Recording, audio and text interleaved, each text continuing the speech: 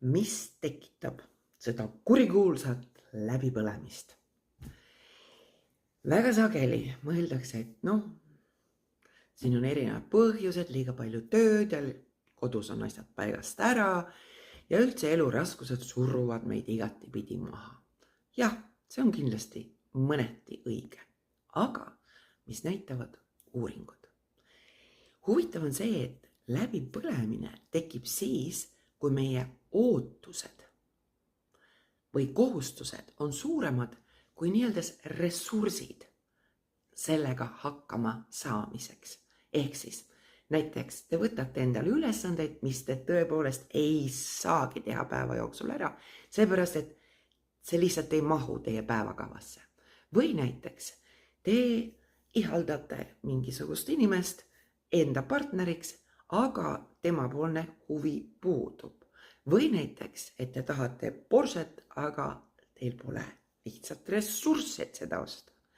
Ja võt siin ongi see, et kui meil on nii-öelda need kõrgendatud ootused, aga meie ressursid ehk siis oskused või aeg või meie nii-öelda materiaalsed võimalused seda ei luba või meie soov on siis nii-öelda seotud teiste isikutega, keda me mitte kuidagi kontrollida ei saa. Võt see tekitab seda, et pikema perioodi vältel me tunneme seda abitust ja siis tunneme kurbust ja siis lõpuks anname alla. Kusjuures enne kui tuleb kurbust, tavaliselt me tunneme veel ka viha. Ja seepärast tasuks mõelda olukordades, kui te tunnete, et üldse enam ei taha, üldse enam ei jaksa, üldse ei tule välja. Et mis seal tegelikult on valesti? Kas küsimus on teis või on küsimus hoopis millestki muus?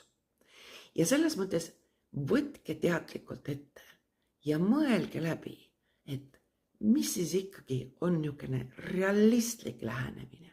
Unistama peab suurelt, aga realistlikult on vaja ka mõelda.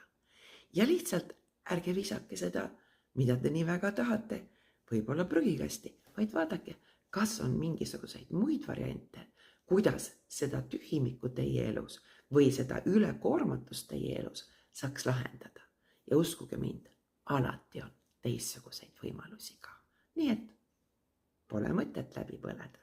Lihtsalt tuleb vaadata, kuidas olukord lahendada ja mis allub teie kontrollile.